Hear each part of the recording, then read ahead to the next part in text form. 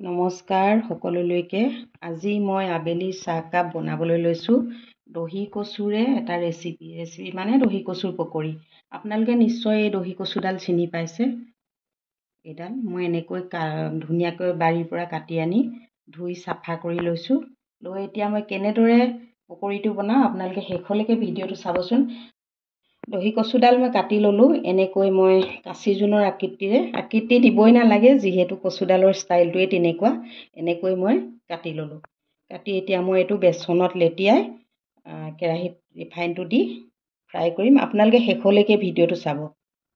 কেৰাহীত ৰিফাইনখিনি গৰম হোৱাত মই লগে লগে কাঁচি জোনৰ পেষ্ট দিয়া দহি কচু কেইডাল এনেকৈ মই এটা এটাকৈ দিছোঁ। তাৰ আগে মই হাতখন পৰিষ্কাৰ কৰি ধুই লৈছোঁ, যিহেতু মই হাতেৰে চামুচ ব্যৱহাৰ কৰা নাই, হাতেৰে ব্যৱহাৰ কৰিছোঁ। গতিকে মই হাত দুখন চাফাকৈ ধুই লৈছোঁ। আৰু এই কচুডালৰ এটা মানে কি, সকলোখিনিয়ে খাব পাৰি।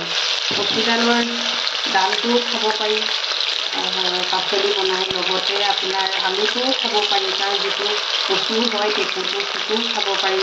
আৰু লগতে পাতটোও পকৰি হিচাপে আমি খাব পাৰোঁ। আৰু শুনামতে কিছুমান ঔষধি গুণো আছে এই কচুডালত। আপোনালোকে এনেদৰে কেতিয়াবা বনাই খাবচোন। এয়া হৈ গ'ল মোৰ কাঁচি জোনৰ দহি কচুৰ পকৰি। আপোনালোকে এনেদৰে কেতিয়াবা বনাই খাব। আৰু সকলোলৈকে শুভ সন্ধ্যা জনাই আজি ভিডিঅ'টো ইমানেই।